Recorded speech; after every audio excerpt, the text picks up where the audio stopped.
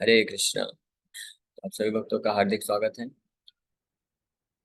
आज के श्रीमद् भागवतम के इस डिस्कशन में आज हम लोग चर्चा करेंगे श्रीमद् भागवतम फर्स्ट कैंटो पहला स्कंद दूसरा अध्याय और उसका श्लोक संख्या 20। तो कल परसों हमने चर्चा किया था 20 पे श्लोक 20 नंबर श्लोक पे चर्चा कर चुके हैं। 21 नंबर श्लोक पे आज चर्चा करेंगे। तो कल हमने इस श्लोक पे 20 नंबर श्लोक एवं प्रसन्न मनसो भगवत भक्ति योग्यतः भगवत तत्व विज्ञानम मुक्त संगस्य जायते। इस श्लोक में हमने कल परसों विस्तार से चर्चा किया कि इस प्रकार से भक्ति के श्रवण कीर्तन आदि जो प्रोसेस है, विधि है, साधना भक्ति का जो पालन करता है तो वो धीरे धीरे सतोगुण में आ जाता है और वहां पे स्थित होकर के भगवान के बारे में विज्ञान और मुक्त संगस विरक्ति संसार से उत्पन्न हो जाती है। इस प्रकार से तो अब उससे क्या होता है जब इस प्रकार से प्रसन्न मनसो भगवत भक्ति योग्यता भगवत तत्व विज्ञान फिर आगे बता रहे हैं। उस समय विद्यते हृदय ग्रंथि छिद्यन्ते सर्व संशया क्षीयन्ते चास्य कर्माणि दृष्टा एवात्मनीश्वरे। उसका रिजल्ट क्या होता है? उसका रिजल्ट है दस the not in the heart is pierced and all misgivings are cut to pieces. The chain of fruitive actions is terminated when one sees the self as the master. तो उस वक्त विद्यते हृदय ग्रंथिस, हृदय में जो ग्रंथि है, जो भौतिक संसार में भोग करने की जो आसक्ति की जो नॉट या ग्रंथि लगी हुई है वो कट जाती है और सर्व संशय छिद्यन्ते सर्व संशय, सारे संशय जो है नष्ट हो जाते हैं। संशय का मतलब प्रभुपाद जी लिख रहे हैं मिसगिविंग्स, यानी जितने भी प्रकार के अनर्थ हैं वो सब संशय उत्पन्न करते हैं। जितना भी संशय है, डाउट है, वो नष्ट हो जाता है, खत्म हो जाता है। और क्षीयन्ते च अस्य कर्माणि, और कर्म बंधन जो है वो भी नष्ट हो जाता है, टर्मिनेट हो जाता है। क्षीयन्ते, ये chain of fruitive actions, chain की तरह, चेन रिएक्शन की तरह ये कर्म और उसका फल, कर्म बंधन इस प्रकार से व्यक्ति फंसा रहता है। बार बार कर्म करेगा फिर उसका फल भोगना पड़ता है और फिर वापस से आना पड़ता है। तो फल भोगने के दौरान वापस से और नए नए कर्म बनाता रहता है इंसान और इस प्रकार से कर्म बंधन के फांस में फंसा रहता है, तो कभी निकल नहीं पाता है। लेकिन इस प्रकार से अगर कोई भगवत भक्ति साधना भक्ति को स्वीकार करता है तो हृदय की ग्रंथि नष्ट हो जाती है और सारे संशय खत्म हो जाते हैं। क्षीयन्ते चास्य कर्माणि, कर्मों की जो चेन है वो छूट जाती है, खुल जाती है। और फाइनली दृष्ट एव आत्मनि ईश्वरे, और वो ये देख पाता है कि वास्तव में self as the master, self आत्मनि, आत्मा के लिए भी होता है अप्लाई और साथ ही साथ में भगवान के लिए भी अप्लाई होता है कि व्यक्ति उस वक्त समझ पाता है आत्म साक्षात्कार और भगवत साक्षात्कार दोनों को प्राप्त कर लेता है। एव आत्मनि ईश्वरे, अपने आप को मास्टर के रूप में जान लेता है। मास्टर के रूप में जान लेता है मतलब कि ये शरीर, हम ये शरीर नहीं है, हम ये शरीर के अंदर रहने वाले इस शरीर के पजेसर है या मालिक है, हम अलग हैं शरीर से। इस बात का ज्ञान पता चल जाता है।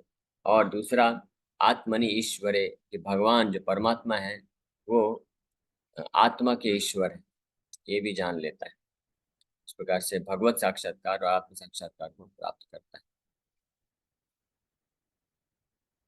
Attaining scientific knowledge of the personality of God means seeing one's own self simultaneously. As far as the identity of the living being as a spirit soul is concerned, there are a number of speculations and misgivings. The materialist does not believe in the existence of the spirit self, and the empiric philosophers believe in the impersonal feature of the whole spirit without individuality of the living beings. But the transcendentalists affirm that the soul and the super soul are two different identities, qualitatively one, but quantitatively different. There are many other theories, but all these different speculations are at once cleared off as soon as Sri Krishna is realized in truth by the process of Bhakti Yoga. Sri Krishna is like the sun, and the materialistic speculations about the absolute truth are like the darkest midnight. As soon as the Krishna sun is arisen within one's heart, the darkness of materialistic speculations about the absolute truth and the living beings is at once cleared off. In the presence of the sun, the darkness cannot stand, and the relative truths that were hidden within the dense darkness of ignorance become clearly manifested by the mercy of Krishna, who is residing in everyone's heart as a super soul.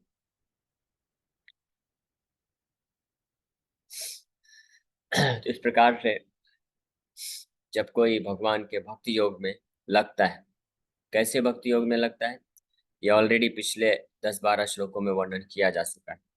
अब जो पिछले 2-3 श्लोकों में सूद गोस्वामी वर्णन कर रहे हैं, वो ये श्लोक संख्या 18 से लेकर 18, फिर 19, 20 और 21, ये 4 श्लोक हैं जो उचित प्रकार का भक्ति योग है, उसका पालन करने का क्या रिजल्ट होता है, परिणाम होता है, वो इन 4 श्लोकों में वर्णन किया जा रहा है, जो पिछले हम 1 हफ्ते से लगभग चर्चा कर रहे हैं। और वो भक्ति योग क्या है, इसका वर्णन उसके पहले लगभग 10-12 श्लोक में किया जा चुका है। तो वापस से चाहे तो रिपीट कर देते हैं, ताकि आप लोग जो लोग सुने हैं वो उन लोग का रिवीजन हो जाए, और जो नए हैं तो वो जान पाए कि क्या चर्चा चल रहा है, क्योंकि ये सारे श्लोक जो हैं कनेक्टेड है, एक दूसरे से संबंधित है। तो यहाँ से चालू होता है 12 नंबर श्लोक से, और उसके भी पहले 4-5 श्लोक में सूद गोस्वामी वर्णन करते हैं कि भगवत तत्व जिज्ञासा ही हर मनुष्य का जो वास्तविक कर्तव्य है, वास्तविक जीवन का लक्ष्य है। और वो भगवत तत्व जिज्ञासा कैसे किया जा सकता है, भक्ति योग के माध्यम से किया जा सकता है।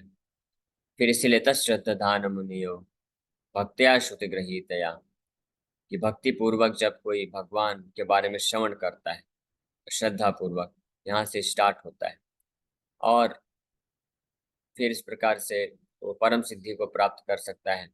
और इसीलिए निर्णय देते हैं तस्माद् एकेन मनसा भगवान शाश्वतां पति श्रोतव्य कीर्तितव्यश्च ध्येया पूज्यश्च नित्यदा, कि भगवान सात्वतां पति ही, भगवान जो सात्वतों के पति हैं, मालिक हैं, उनके रक्षक हैं, उनका एकेन मनसा एकाग्रता पूर्वक उनके बारे में श्रवण कीर्तन और उनका ध्यान पूजा नित्यदा नित्य रूप से करना चाहिए। ये भक्ति योग का सबसे विशेष अंग है, सबसे महत्वपूर्ण अंग है, और इसको करने से कर्म ग्रंथि नष्ट हो जाती है। इसलिए कौन बुद्धिमान व्यक्ति ऐसा नहीं करेगा। अनुध्यासिना युक्ता, यानी भगवान जिनके स्मरण करने से, तो साथ ही साथ में गुणगान भी कर रहे हैं और रिजल्ट भी बताए एक श्लोक में, लेकिन मुख्य रूप से यहाँ पे भक्ति योग कैसे करना है। फिर आगे बता रहे हैं शुश्रूषदानस्य वासुदेव कथा रुचि, कि भगवान का जो श्रवण कीर्तन तो करना चाहिए एकेन मनसा, लेकिन एकेन मनसा यानी पूर्ण एकाग्रता के साथ भगवान के बारे में श्रोतव्य कीर्तितव्यश्च ध्येय पूज्यश्च नित्यदा, कि भगवान के बारे में श्रवण कीर्तन और ध्यान पूजा नित्य रूप में एकेन मनसा एकाग्रता के साथ कौन कर सकता है। इसके लिए क्या योग्यता की आवश्यकता है, क्या करना पड़ेगा। तो ये तभी संभव है जब वासुदेव कथा रुचि विकसित हो जाए। भगवान के प्रति जब रुचि रुचि व्यक्ति विकसित होगी तभी हो सकता है। तो रुचि कैसे विकसित होगी, शुश्रूषो शयन श्यान महत सेवया विप्रा, महत महत मतलब भगवान के जो शुद्ध भक्त हैं, ऐसे प्रमाणिक आचार्य हैं, प्रमाणिक गुरु हैं, तो उनका सेवा करके ही वासुदेव कथा रुचि, भगवान वासुदेव में के कथा में रुचि उत्पन्न हो सकती है, और उसी माध्यम से व्यक्ति जो है श्रवणम कीर्तनम कर सकता है। और जब इस प्रकार से श्रवण कीर्तन में लगता है तो धीरे धीरे उसके जो अनर्थ हैं सब नष्ट होने लग जाते हैं, भगवान स्वयं उसके अनर्थों को नष्ट करते हैं। और फिर ये 18 नंबर श्लोक से अब उसका इस प्रकार से जो भक्ति योग का कोई पालन करता है तो उसके फिर अब परिणाम भी बताते जा रहे हैं। कि नित्यम भागवत सेवया करेगा तो उसके सारे अभद्र नष्ट होंगे और भगवान की निष्ठा नैष्ठ की भक्ति यानी भगवान की भक्ति में निष्ठा उत्पन्न हो जाएगी। और जब निष्ठा की उत्पन्न हो जाएगी भक्ति में और वो नित्यम भागवत सेवा करता रहेगा, अभद्र नष्ट होते जाएंगे, तो रजोगुण तमोगुण के प्रभाव से वो मुक्त होकर के सत्वगुण में स्थित हो जाएगा। सतोगुण में इस प्रकार से स्थित होगा तो उसका मन शांत होगा, इंद्रियां संयमित हो जाएंगी और भगवत भक्ति योग्यता तो भगवत भक्ति में पूर्ण रूप से दृढ़ता पूर्वक लग जाएगा। और ऐसा होने से वो भगवत तत्व विज्ञान को जान जाएगा और इस संसार के बंधनों से मुक्त हो जाएगा। अब आज के श्लोक में बता रहे हैं कि वो संसार का बंधन क्या है। तो हृदय ग्रंथि नष्ट हो जाएगी और क्षीयन्ते चास्य कर्माणि, कर्म ग्रंथि कर्म बंधम जो है छूट जाएगा और सारे संशय जो है नष्ट हो जाएंगे और वो वास्तव में दृष्टवा एवात्मन ईश्वरे, वो आत्मा को और परमात्मा को दोनों को अ, देख सकेगा। देख सकेगा मतलब दोनों के तत्व को भली भांति जान पाएगा। तो यहाँ पे जब हमने पहला पैराग्राफ पढ़ा तो प्रभुपाद जी वर्णन कर रहे हैं कि इसके बारे में छीद्यन्ते सर्व संशया, जितने भी प्रकार के संशय हैं ये अनर्थ है। संशय जो है संशय संशय होते हैं।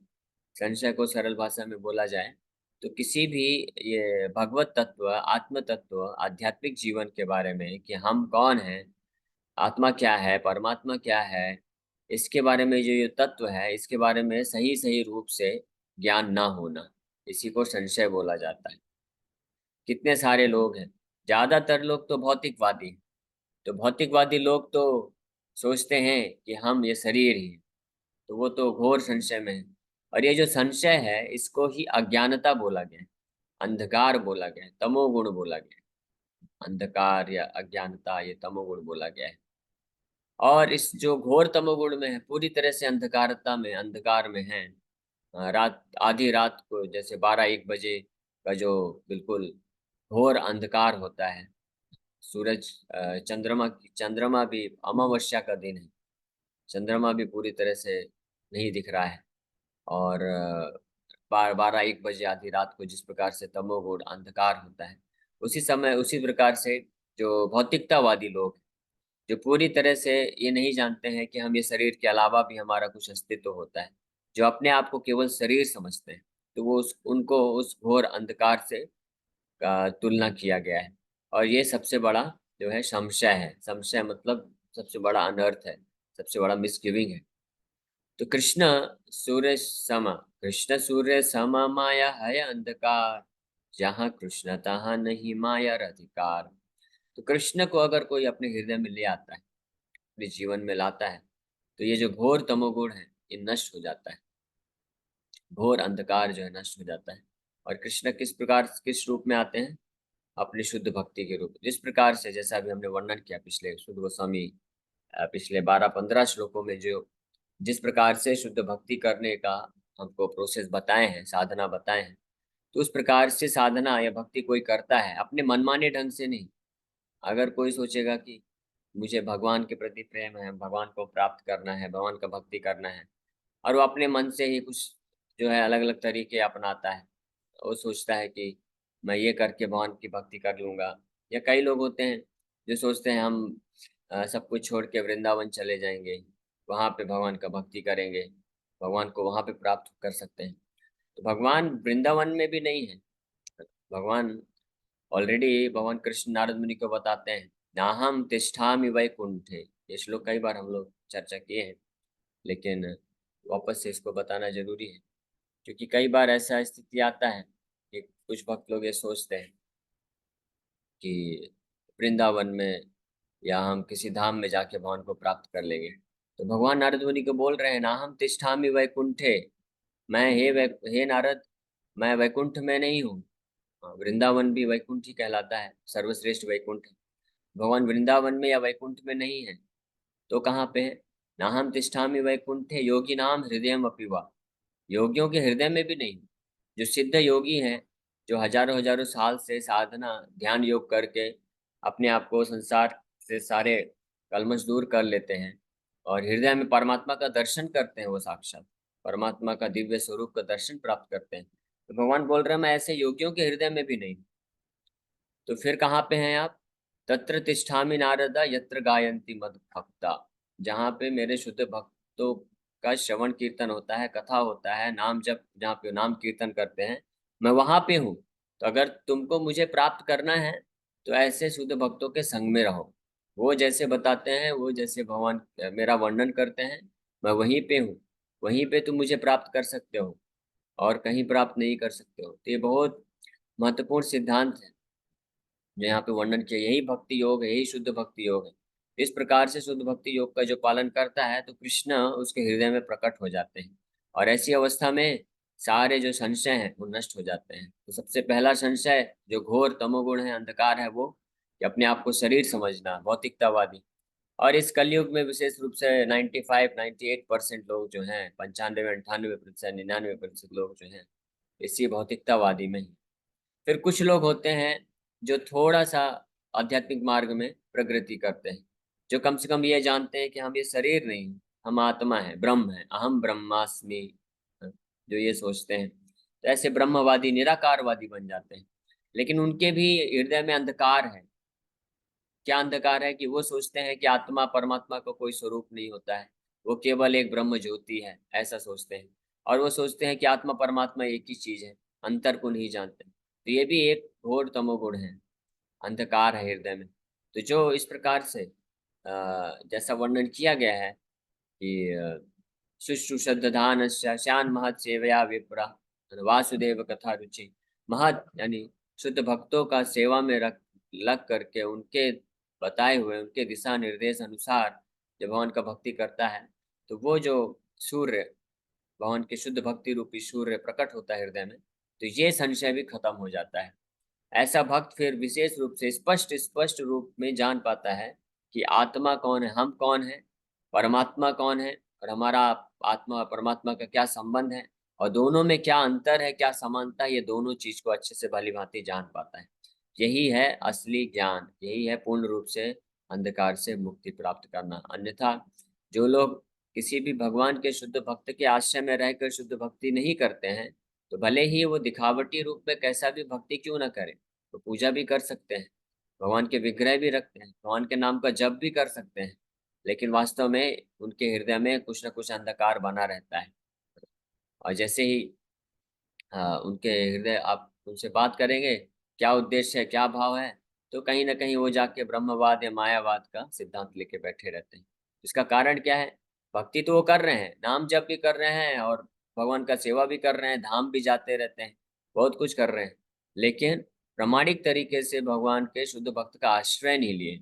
इसलिए जो कृष्ण रूपी सूर्य है उनके हृदय में उपस्थित नहीं हो पाया, और वो जान नहीं पाए विशेष रूप से कि आत्मा परमात्मा में अंतर भी होता है और समानता भी होता है, दोनों चीज होता है। भेद अभेद, अचिंत्य भेद अभेद तत्व इसको बोलते हैं। तो इसलिए इस श्लोक में बताया जा रहा है कि इस जो 21 नंबर का श्लोक है, तो एक ये बहुत महत्वपूर्ण रिजल्ट है कि जो प्रामाणिक तरीके से, जैसा पिछले 15-20 श्लोकों में वर्णन किया गया है, उस प्रकार से भक्ति करता है तो दृष्टा एवात्मन ईश्वरे, वो देख पाता है आत्मा और ईश्वर दोनों को। और छिद्यन्ते सर्व संशय, और सारे संशय जो है नष्ट हो जाते हैं, उसके पूर्ण विश्वास हो जाता है, क्योंकि दृष्टवान, दृष्टा, वो देख रहा है ना, देख सकता है। जो व्यक्ति देख सकता है तो वो जानता है कि क्या चीज क्या है, उसको फिर संशय नहीं रहेगा। जैसे अंधकार में, आप अगर अंधकार में हैं, घनी रात है और आप रास्ते में चल रहे हैं, तो आप देखते हैं कि कुछ तो वस्तु, कुछ तो पड़ा हुआ है। वहां पे मान लीजिए रस्सी पड़ी हुई है, मुड़ी हुई रस्सी सड़क पे पड़ी हुई है। तो आपको ये भय हो सकता है, अरे कहीं सर्प तो नहीं है, सांप तो नहीं, या सांप होगा तो आप उसको रस्सी मान के उसके ऊपर से चले जाएंगे, क्योंकि अंधकार है, अच्छे से ठीक ठीक से दिख नहीं पा रहा है। तो इसी प्रकार से जो शुद्ध भक्ति का आश्रय नहीं लेते हैं तो वो अंधकार में रहते हैं, तो ठीक प्रकार से नहीं देख पाते हैं आत्मा परमात्मा, आत्मा को ही परमात्मा समझने की गलत फहमी कर बैठते हैं। लेकिन जो भक्ति मार्ग में है वो पूरी तरह से दिन का उजाला रहेगा, तो विशेष रूप से स्पष्ट रूप से देख सकेगा, नहीं ये तो सांप नहीं, ये तो रस्सी है। तो इस प्रकार से स्पष्ट रूप में वही व्यक्ति देख सकता है, दृष्टा। दृष्टा एव आत्मनीश्वरे, दृष्टा एव मतलब निश्चित रूप में, आत्मनि आत्मा को, और ईश्वरे भगवान को भी, दोनों को देख पाता है। या आत्मा को इस भौतिक शरीर का मालिक के रूप में देख पाता है, समझ पाता है कि हम इस भौतिक शरीर के अधीन नहीं है, हम वास्तव में इससे परे हैं। तो छिद्यन्ते सर्व संशय, ये इसका यहाँ पे मतलब है। और भगवान सूर्य के समान है, भगवान खुद कृपा करके अपने शुद्ध भक्त, जो किसी शुद्ध भक्त के आश्रय में हैं, उनके अनुसार सेवा भक्ति करते हैं, तो उनके हृदय में भगवान उपस्थित होकर के उनके सारे संशय को अपनी कृपा से नष्ट कर देते हैं। और ये बात भगवान गीता में भी वर्णन करते हैं। In the Bhagavad Gita 10.11, the Lord says that in order to show special favor to his pure devotees, he personally eradicates the dense darkness of all misgivings by switching on the light of pure knowledge within the heart of a devotee. ये बहुत अच्छा श्लोक है, भगवद गीता के 10वें अध्याय का 11 number श्लोक। इसमें भगवान बोलते हैं, हम अज्ञानजं तमः नाश्यामि ज्ञानदीपेन भास्वता, ज्ञानदीपेन तेषाम एवानुकंपार्थम अहम अज्ञानजं तमः। अज्ञान रूपी जो तम गुण है जमा हुआ है हृदय में, तो भगवान उसको अनुकंपा करते हुए क्या करते, नाश्यामी, नाश कर देता हूँ, आत्म भाविस्थ हो, उनकी आत्मा उनके हृदय में उपस्थित होकर के ज्ञान दीपे न भास्वता, दिव्य ज्ञान के दीपक से भगवान नष्ट कर देते हैं।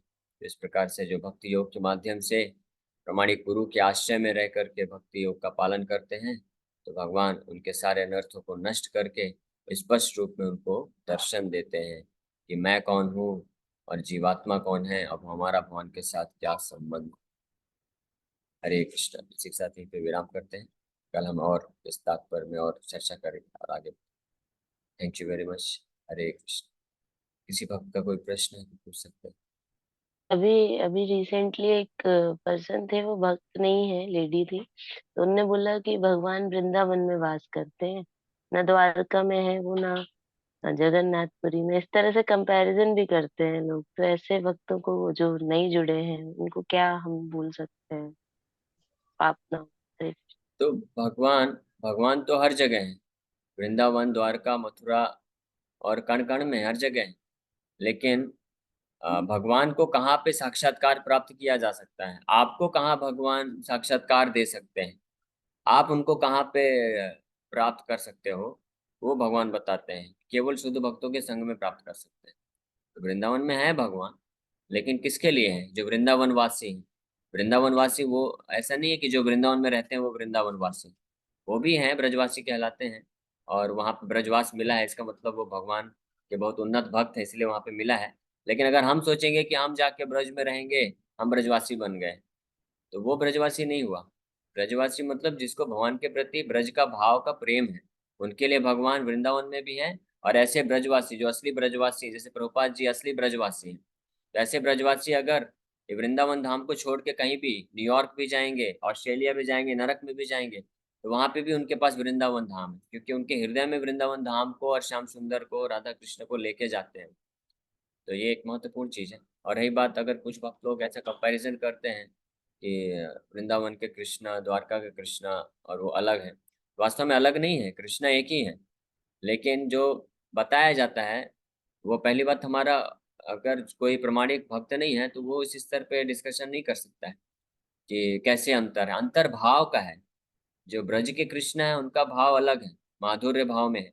और जो द्वारका के कृष्ण है, द्वारकाधीश, वो ऐश्वर्य भाव में है। तो इसलिए कभी ऐसा आचार्य लोग वर्णन करते हैं कि ब्रज के कृष्ण अलग हैं और श्याम सुंदर हैं, और वहाँ तो द्वारकाधीश हैं। जब गोपियों के लिए, जब कुरुक्षेत्र में उनको रथ से खींच तो देखा, दर्शन किया, तो मुकुट उकुट सब धारण करके खड़े थे कृष्ण, वही कृष्ण है।